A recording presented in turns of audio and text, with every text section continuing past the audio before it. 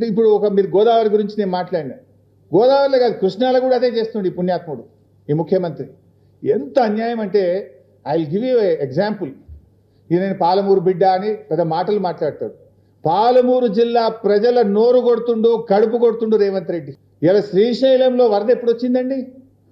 మే 30వ తారీఖున శ్రీశైలంలో వరద వచ్చింది. మే 30th శ్రీశైలంలో వరద వచ్చింది. ఇవాళ ఎంత?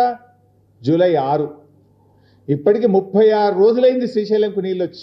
బహుశా ఇవాళనో రేపో శ్రీశైలం గేట్లు ఎత్తేస్తారు నిండి.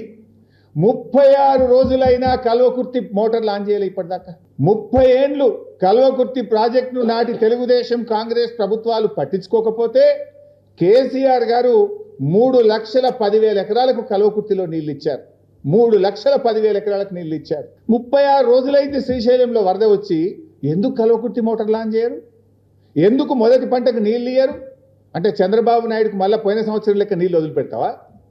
పోయినసారి ఏం చేసింది రేవంత్ రెడ్డి? కృష్ణా నదిలో తెలంగాణ రాష్ట్రం ఏర్పడ్డ తర్వాత అతి తక్కువ నీళ్లు వాడుకున్నది రేవంత్ రెడ్డి ప్రభుత్వం.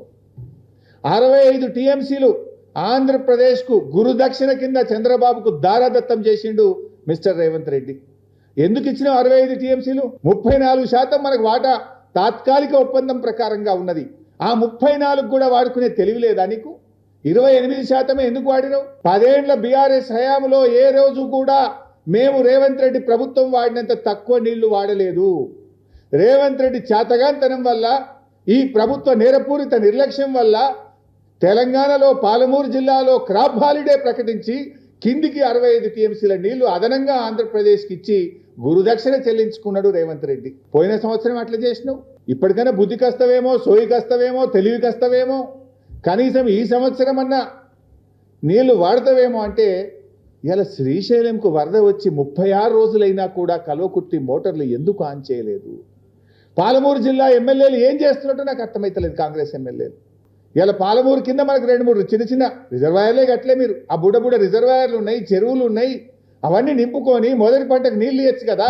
రైతులకు ఈ పంటకు నీళ్ళు ఇస్తామని అనౌన్స్ చేసేస్తే నాట్లు పోసుకుంటారు, విత్తనాలు వేసుకుంటారు, బ్రహ్మాండంగా 3,10,000 ఎకరాల్లో పంట పండుతుంది కదా. Why are you not switching on the Motors?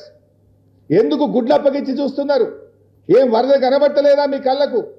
గేట్లు ఎత్తి ఇప్పుడు మళ్ళీ నీళ్ళు ఎడిపోతాయి, పులిచింతలా ఆంధ్రాకి పోతాయి, మళ్ళీ కిందికి వదులేనా నీ పనిగా? నీళ్ళు తీసుకునే తెలివి లేదా నీకు? ఎందుకు మహబూబ్ నగర్ జిల్లాకు అన్యాయం చేస్తున్నావు?